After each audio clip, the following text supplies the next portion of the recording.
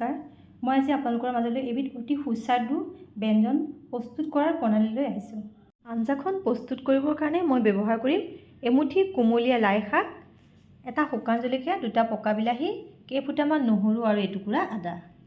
এতিয়া মই গেছৰ ফ্লেমটো কমাই ৰাখি এখন কেৰাহী পাতি দিছোঁ।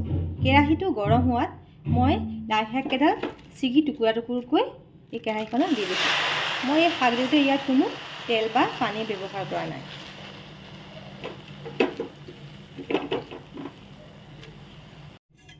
এইদৰে দি কিছু সময় লৰাই দিয়াৰ পাছত শাককেইডালে নিজে নিজে পানী এৰি কম হৈ আহিছে।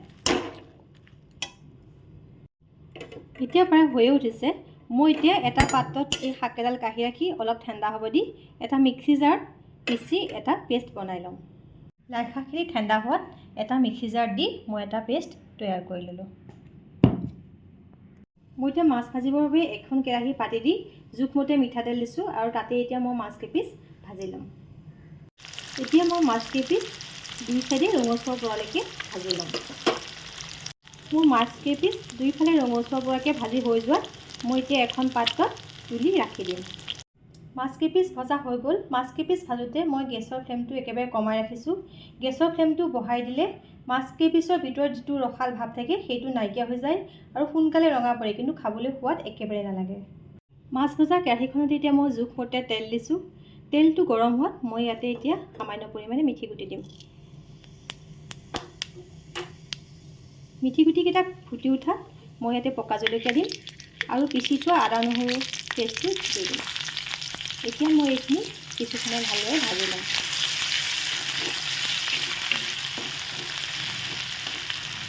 আদা নহৰু কেঁচা গোন্ধ যোৱালৈকে ভাজি হৈ যোৱাত মই এতিয়া কাটি ৰখা বিলাহী ইয়াত দি দিম। এতিয়া এই বিলাহীখিনি মই ভালদৰে সিজালৈকে কম দি ভাজি ল'ম। মোৰ বিলাহীখিনি ভজা হৈ গৈছে, কাৰণ বিলাহীটোৰ পৰা তেলটো নিগৰি ওলাই গৈছে। ইয়াতে এতিয়া মই জোখমতে হালধি পাউডাৰ দিম। নিমখটো মই এতিয়া নিদিওঁ, পাছত দিম, কাৰণ পানীৰ পৰিমাণটো চাইহে মই নিমখটো পিছত এড কৰিম। ইয়াতে মই এতিয়া লাই শাকৰ পেষ্টটো চাই দিম।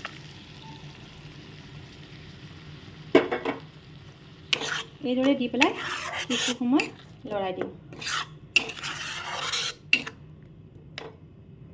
এইভাবে কিছু সময় লৰাই দিয়াৰ পাছত মই এতিয়া ইয়াতে জোখমতে পানী এড কৰিম।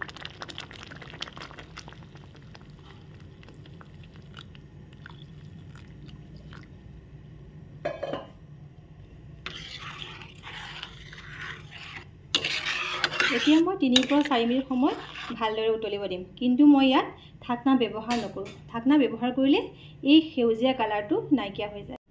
ইয়াতে মই এতিয়া জোখমতে এচামুচ নিমখ দিলোঁ। আঞ্জাখন ভালদৰে উতলি অহাত মই ইয়াতে এতিয়া ভাজি ৰখা মাছ কেইপিচ দি দিম।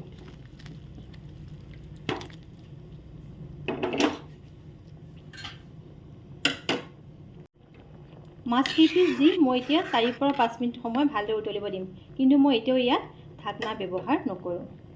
মোৰ আঞ্জাখন প্ৰায় প্ৰস্তুত হৈছেই আৰু ইয়াৰ সেউজীয়া কালাৰটো কি ধৰণে ফুটি উঠিছে। এই ধৰণে বনালে ইয়াৰ কালাৰটো অলপো ম্লান পৰি নাযায় আৰু খাবলৈ বহুত সোৱাদ লগা হয়। মোৰ আঞ্জা প্ৰস্তুত হৈ গ'ল। মই এতিয়া গেছৰ ফ্লেমটো বন্ধ কৰি দিছোঁ। এই ধৰণে লাই শাক বনাই খাবচোন। যদি ভাল লাগে লাইক, শ্বেয়াৰ আৰু কমেণ্ট কৰিব নাপাহৰিব আৰু মোৰ চেনেলটো ছাবস্ক্ৰাইব কৰি দিব।